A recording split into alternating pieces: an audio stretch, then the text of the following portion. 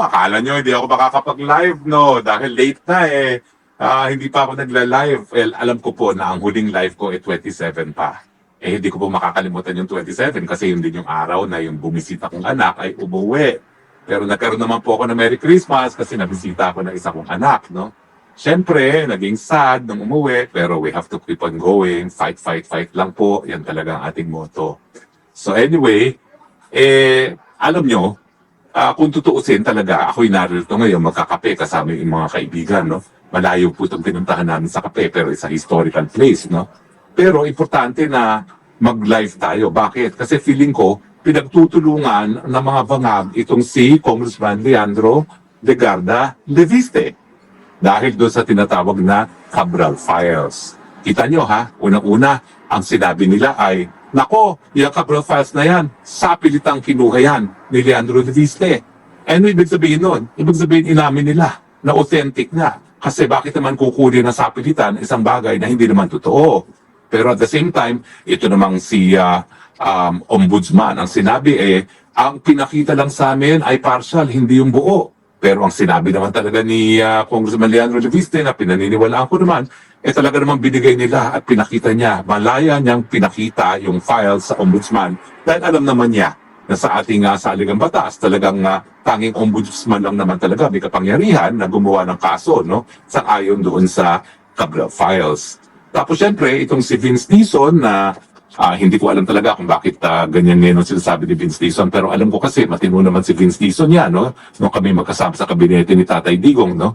Pero ngayon, pinasisinungalingan niya na may alam daw siya sa Cabral Files. Pero ang version naman ni Congressman Leviste na talagang alam naman ni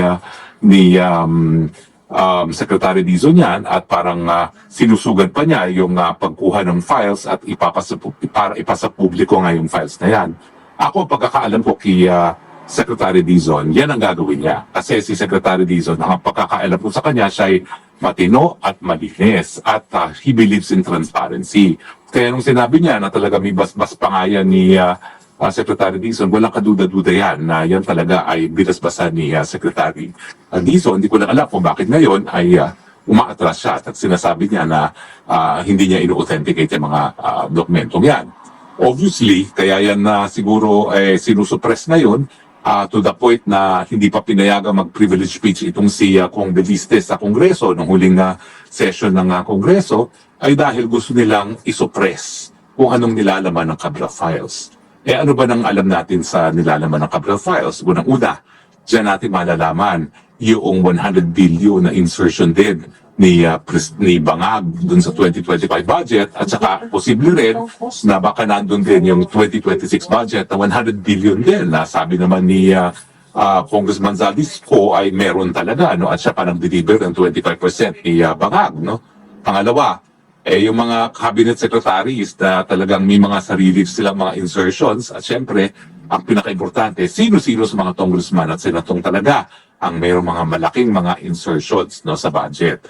Mga insertions na yan po yung talagang hindi dapat na dyan dahil hindi pa yung kasapi doon sa binuong NEP, no, National Expenditure Plan, at yan ay ipinasok lamang habang dinidinig ang budget sa Kongreso. O nga pala po, no, sabi ng bilyonaryo, meron daw kung 8 billion na insertions. Well, una-una po, hindi po insertions yan. If at all, siguro po yan ay mga maliliit na proyekto, hiningi ng mga mayor na dumadalaw sa akin nung ako'y spokesperson. Ang ginagawa ko po dyan, sinusulat ako ng DPWH kung po pwedeng ma-accommodate yung request ng mayor.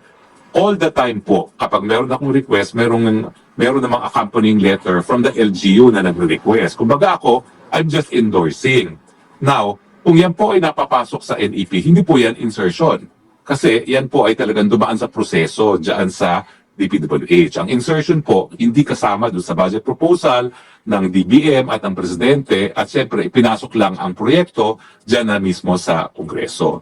So yung 8 million, na hamak 8 million na mga multipurpose hall sa mga lugar gaya ng Ifugao, I'm sure po, yan po ay sinama na sa NEP dahil nga po, meron namang request ang mayor at yung request ng mayor ay inendorso ko lang po. Hindi po yan insertion at all kasi yung mga panahon na yun ay hindi na po ako miyembro nga ng Kongreso so hindi na ako po pwede mag-insert. Wala na akong capability to insert. In any case, balikan natin si Kong Leandro Leviste. Bakit ba kapanipaniwala yung Cabral Files na yan? Unang-una, hindi para isugal ni Congressman Leviste ang kanyang pangalan. Huwag niyong kakalimutan, hindi lang naging gobernador ang tatay niya na Leviste, hindi lang yan isa sa pinakrispetadong politiko ng Batangas, ang nanay niya ay si Loren Legarda. I am sure that Loren Legarda is also guiding itong si Congressman Leviste. At si Loren Legarda naman po, isang bihasang mamamahayag, so hindi yan papayag na yung anak niya ay magpapasabog ng isang expose ng walang dokumento. At ang dokumentong hawak nga niya ay yung Cabral Files. At sa tingin ko, bilang isang bihasang mamamahayag, itong si Loren Legarda mas agreed na authentic yung hawak ni Congressman Leviste. Pangalawa, bakit naman masisigurado na authentic yan? Kasi tapatan lang po. Si Loren Legarda, naging chairman din po ng Finance Committee ng Senate. Ibig sabihin, naging head din po siya ng Appropriations Committee ng Senate. She had a long time association with Yusek Cabral. And tapatan lang, lahat naman po talaga ng mga request ng mga mambabatas ay dumadaan kay Yusek Cabral. So kung ano man ang mga naging request ni Loren Legarda, at siguro siya na ay isa sa record holder sa pinakamaraming beses na nagsilbi bilang isang senadora, ganun katagal sila na nagkaroon ng relasyon ni Yusek Cabral. So kung merong pagkakatiwalaan si Yusek Cabral para dun sa kanyang mga files, at kung talagang si Yusek Cabral ay nagpaplano na maging state witness, tingin ko si Leandro Levis talaga ang kanyang pagkakatiwalaan. Bakit hindi mismo si Senator Legarda? Well, unang-una, si Senator Legarda ay isang bihasang politiko. Ayaw niyang pumanig sa kahit kanino ngayon sa nagbabangga ang dambuhala ng Marcos at saka Duterte. Bagamat si Senator Legarda po ay tumakbo kasama namin sa unity. So sa pag-iisip ni Loren Legarda, suportado ko pareho yan. Alam kong nag-aaway sila pero hindi ako papanig. Pero ang anak naman niya ay pwedeng pumanig. At syempre,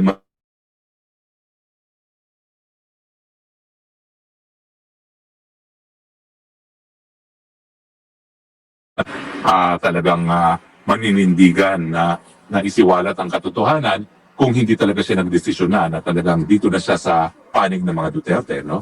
At siyempre, habang lumalabas ang mga expose niya, ang mga tinatamaan ay ang Bagag administration, no? So sa akin, malinaw po na talagang si Leandro Leviste would have received advice from a very seasoned journalist na wag ilabas yan kung sa tingin niya ay walang means of verifying it or authenticating it. So sa tingin ko, it had the benefit of the wisdom of Senator Legarda, not only as a senator pero also as a journalist na authenticated yan, pwede mong gamitin yan. Pangalawa, pinagkakatiwalaan talaga ni Yusek Cabral kung hindi si Congressman Leviste, kundi yung nanay niya because of the very long relationship that they've had. At ang duda ko talaga, si Yusek Cabral may not have been innocent. Hindi siya inosente, talagang kumita rin siya. Pero alam naman niya na yung kanyang pagkakakita ay incidental lamang. Na ang tunay ng mga kumita ay yung mga politiko na nagsisimula nga sa presidente mismo.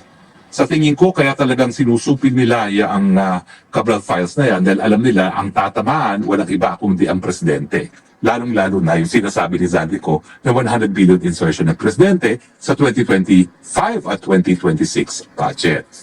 At bukod pa dyan, siyempre, no, mayroon naman mga fiscal evidence. O, di ba? Sinasabi lang nila na yung state na lumabas, sapilit ang kinukuha ni Leandro Leviste kay Yusek Cabral yung mga dokumento. Well, kung nakita ko mga picture, hindi naman po mukhang distress si Yusek Cabral. Paano naman siya magiging distress?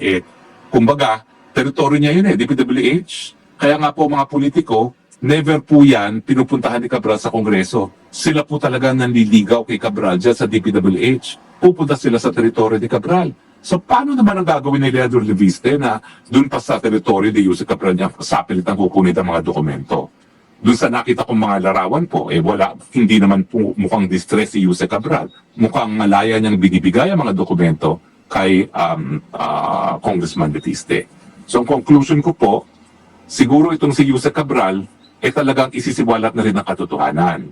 Aayusin lang niya yung kanyang testimonial immunity. Kasi alam niyo naman, pag ikaw nagsalita na walang pangakong immunity as a state witness or under the Witness Protection Program, lahat ng sasabihin mo may be used against you, di ba? Kaya nga ang yung warning ng Miranda rights, no? Anything that you say may and will be used against you, no? So dapat you have the right to be silent.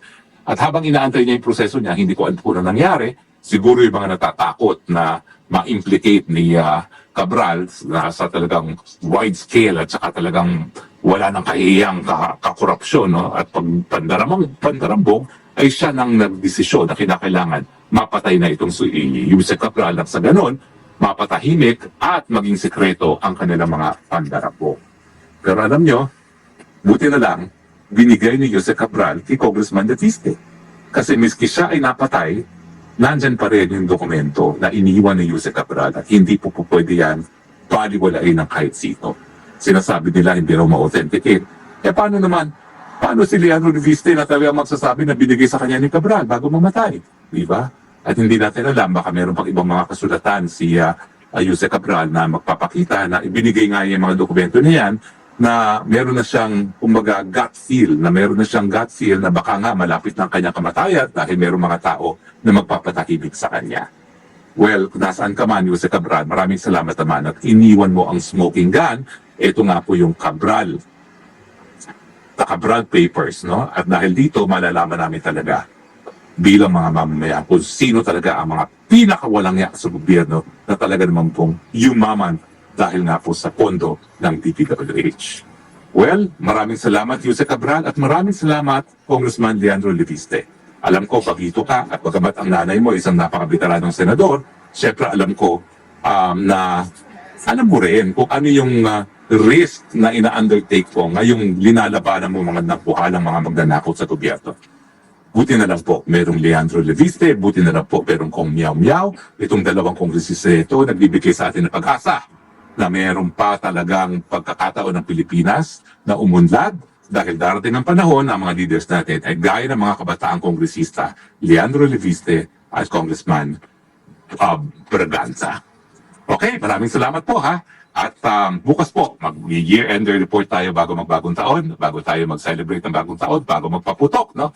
At tatalakayin natin yung mga pinakamalalaking istorya na nangyari sa panahong 2025 na naging napakamasilimuot para sa dating Presidente Rodrigo Roa Duterte, para sa akin, pero hindi naman ganun kasilimuot kay VP Sara. Maraming salamat po and see you tomorrow. As usual, ito po yung Spokesang Bayan nagsasabi, I love you Philippines, you're the only country I have, you're the only country that I love. Bye!